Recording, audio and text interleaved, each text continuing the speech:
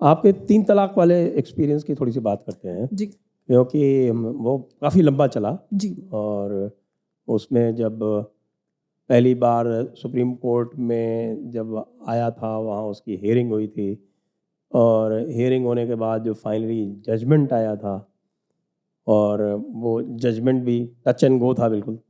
3-2 से वो जी जी उन्होंने उसको कहा था कि ये 3 तलाक जो है ये गलत है। तो उसके बाद और सरकार के जो कानून बनाने के बीच में क्या हुआ, वो थोड़ा हमसे शेयर करें। देखिए, सबसे पहले तो जब बहस होती थी तो इनको यही लगता था कि ये जो मोदी सरकार है ना, ये औरतों को बेवकूफ़ बना रही है, सिर्फ माहौल बना रहे हैं, करना कुछ नहीं है। हर ये कहते थे, अरे हम बात मतलब ऑफ रिकॉर्ड जैसे डिबेट खत्म होती है, ये सरकार जो है मोदी बेवकूफ़ बना रहा है, कुछ नहीं करेगा, आप लोगों को इस्तेमाल किया जा रहा है। मैंने कहा हमें मोदी से कोई लेना देना नहीं, वो लाते हैं बहुत अच्छी बात है।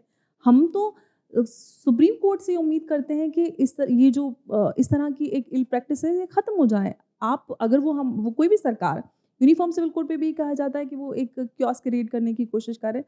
करने दीजिए, अगर कोई पॉलिटिकल पार्टी कोई अच्छा काम कर रही है और उसका पॉलिटिकल फ़ायदा लेना चाहती है, तो ऑफ कोर्स पॉलिटिकल पार्टीज़ इसीलिए हैं क्योंकि उनको माइलेज भी चाहिए। लेकिन सही मुद्दे को सपोर्ट कर रहे हैं, ये एक प्राइम मोटो है। लेकिन उस वक़्त की अगर हम बात करें, उस वक़्त तो एक्चुअली इन लोगों को बिल्कुल नहीं लगता था कि ऐसा कुछ हो जाएगा। ओके, बिल्कुल नहीं जैसा लगता कि अभी यूसीसी में नहीं लग रहा है। एग्जैक्टली अभी भी ये सही लग रहा है क्योंकि मैं इस प्रोसेस से गुजर चुकी हूँ। ट्रिपल तलाक के वक्त मैंने पूरा देखा है, उस वक्त बहुत ज़्यादा चर्चा होती थी। 370 में भी इनको ऐसा नहीं लगता था। एक्चुअली यही बोलते हैं, इनको बहुत कॉन्फिडेंस था क्योंकि इस भारत जो आज पिछले एक दशक का भारत है, ऐसा भारत पहले कभी था ही नहीं। क्योंकि इनको ये लगता था क्योंकि हम जो बोलते हैं वही होता है, हम सड़कों पर उतर आएंगे, चक्का जाम करेंगे और अपनी मनमानी अपनी मन जो मांगे हैं वो पूरी करवाएंगे। तो मांगे पूरी करवा देते आए हैं, उनको वो आदत है, आदतें बिगड़ी हुई हैं, और बिगड़ी हुई आदतों को सुधारा जा रहा है। तो उनको वही है ना, जब आप एक बच्चा स्कूल नहीं जाता, उसको मार मार के डंडियाँ जब स्कूल भेजा जाता है और वो पेट दर्द का नाटक करता है, तो इवेंचुअली मम्मी को समझ में आ जाता है कि नाटक कर रहा है, बार बार पेट दर्द का नाटक कर रहा है, तो वे डंडी मार के स्कूल छोड़ के आती है। तो अब मम्मी डंडी मार के स्कूल छोड़ के आ रही है, स्कूल जाना पड़ेगा, पढ़ाई करनी पड़ेगी, पढ़ लिख कर इंसान बनना पड़ेगा। यही प्रोसेस चल रहा है। अब सब जो बिगड़े हुए बच्चे हैं ना, उनको स्कूल में जा रहा है पढ़ लिखने के लिए। तो फिर जब जजमेंट आ जाता है उसके बाद फिर क्या होता है? बहुत यही बात कही जा रही थी कि चाहे कुछ भी हो जाए, हम तो वही मानेंगे जो इस्लाम में है। और हालांकि अगर ट्रिपल तलाक के इस्लामिक प्रोस्पेक्ट की बात करें तो इंस्टेंट ट्रिपल तलाक तो अन इस्लामिक है। तलाक की बिद्दत बोलते हैं एग्जैक्टली, उसको। तलाक बिदत ही अपने आप में एक बिदत का तो अपने आप में इस्लाम में तो बिदत है ही, गुनाह हराम है। तो बिदत या इनोवेशन तो इस्लाम में आप कर ही नहीं सकते कोई भी। तो आप एक महिला अधिकार का जहाँ पे वायलेशन हो रहा है तो वहाँ पे बिदत भी जस्टिफाइड है। ये देखिए हिपोक्रेसी और बेशर्मी की इंतहा।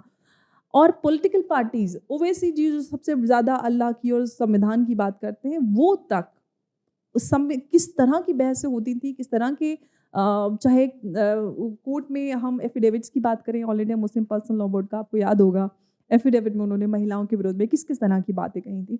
तो महिलाओं कुछ याद दिलाएं। जी, जैसे कि औरतें नाक़िस अक्ल होती हैं। क्या होती है? नाक़िस अक्ल मतलब औरतें कम अक्ल होती हैं। अच्छा।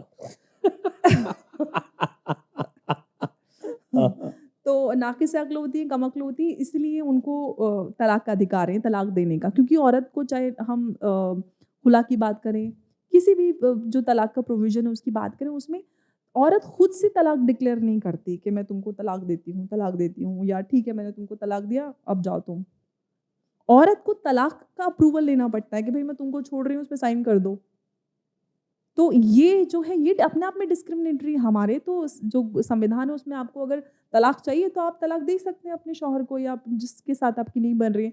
तो औरत को छोड़ना बड़ा आसान है, लेकिन औरत को अगर किसी को छोड़ना है तो वो उसको जो दारुल क़ज़ा, इनफैक्ट दारुल क़ज़ा का भी उस वक्त भी चर्चा होती थी और आज भी दारुल क़ज़ा पे बात हुई है जब उनकी all India Muslim personal law board की तरफ से और जामियत की तरफ से भी कि ये हम चलाते रहना चाहते हैं। तो शरीयत कोड बनाना चाहते हैं ना जी। तो वो दारुल क़ज़ा मतलब शरीयत कोड। तो in fact all India Muslim personal law board की उस वक्त भी चर्चा में आया था कि उसको भी 50-55 के आसपास शरिया कोड चल रही थी। तो सबसे बड़ी बात ये है कि लोगों को समझ में नहीं आता कि एक लोकतंत्र में रहने के बावजूद वैसे लोग दारुल क़ज़ा में जाते हैं क्या वाकई? जाते हैं। जाते हैं और वहाँ पे वो नाइंसाफ़ी लेके आते हैं। औरतों के साथ इंसाफ़ तो होता ही नहीं है। औरतें भटकती हैं, वही जो विक्टिम्स हमें मिलती थी, वो वही होती थी जिनके साथ नाइंसाफ़ी होती थी। उनकी जिनकी तलाक, जिस आदमी ने 3 बार तलाक तलाक कह दिया और कह दिया कि चलो तुम्हारा तलाक हो गया, अब जाओ तुम। या फिर किसी के साथ हलाला करवाया जाता था। एक्सेप्ट नहीं करते, सब करते सब कुछ, लेकिन जब पब्लिक प्लेटफ़ॉर्म पे आते हैं तो कहते हैं बहुत अच्छा है, सब कुछ बहुत बढ़िया चल रहा है, कोई दिक्कत नहीं, कोई परेशानी नहीं है। ये जो संघी है, बीजेपी है, इन्होंने ये सारी समस्या बनाई हुई है। किसकी शादी हो रही है, किसको छोड़ा जा रहा है, किसके साथ हक तलफ़ी हो रही है। अगर इस तरह की बातें करके हम ऐसा ही करते रहेंगे तो मुझे लगता है समस्या ख़त्म नहीं हो जाएगी, वो समस्या और बढ़ती रहती है। और यही वजह है कि आज महिलाएँ खुलकर अपनी बात रखती हैं, और बहुत सारी उस वक़्त नहीं होती थी इतनी महिलाएँ, जब हम लोग 2015-16 के आस-पास, तब तो इस पे हम लोग जाके जब अप्रोच करना शुरू करते थे उन लोगों को, तो वो लोग बात करने से बहुत डरते थे। उनको लगता था कि हम मुझे वो समझते थे कि कोई हिंदू महिला है, हिंदू लड़की है, और कहते थे नहीं जी हमारे तो इस्लाम में जायज़ है ट्रिपल तलाक, इंस्टेंट ट्रिपल तलाक। मैंने कहा नहीं है, मैं एक मुसलमान हूँ, हमारे यहाँ ऐसा नहीं होता है। तो उनको समझाने में ही एक बहुत बड़ा मेरे ख्याल उनको से शिया में नहीं होता है ना? हमारे यहाँ नहीं होता, बट इस्लाम में तो जो एक सुन्नियों में सुन्नीज़ तो में होता ही होता है। है। जी हाँ। हमारे यहाँ तो ऐसे वर्बल तलाक होता ही नहीं है शियाज़ में।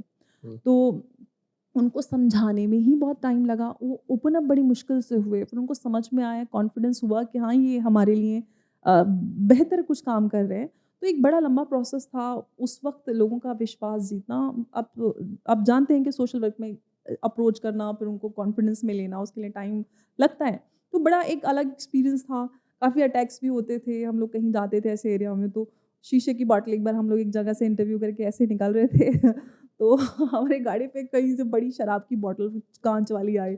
हम लोग बहुत डर गए और वहाँ से भाग के निकले। तो बहुत सारे एक्सपीरियंस है, अब तो हँसी आती है, उस वक़्त बड़ा डर तो लगता है। आइए उसी पे चलते हैं कि फिर जब वो जजमेंट आ गया, हुँ। उसके और लॉ के बीच में क्या तमाशे हुए? अब सबसे पहली बात तो वही है, जैसे back to that same thing कि उनको लगता ही नहीं था ऐसा होगा। हर जिस एक दिन बात जजमेंट आया उस दिन क्या हुआ? अब स्टूडियोज़ में तो मिठाइयाँ चल रही थी, सब लोग मिठाई खिला रहे थे, और ये मतलब सबसे पहले तो जब इसको नल एंड वॉइड डिक्लेयर किया गया था, तो वो भी अपने आप में एक बड़ा दिन था। तो कहते हैं कि नल एंड वॉइड डिक्लेयर हो गया, तो अब कानून बनाने की क्या ज़रूरत है? अब कानून क्यों बनाना है? नल एंड वॉइड हो गया तो तलाक तो मानी नहीं जाएगी। हुँ। मतलब कानून नहीं बनाइए इसको, आप पेनलाइज़ मत कीजिए। अब तो मानेंगी नहीं, अगर आपने नहीं माना कि ये हो ही नहीं रहा, तो फिर सज़ा किस बात की?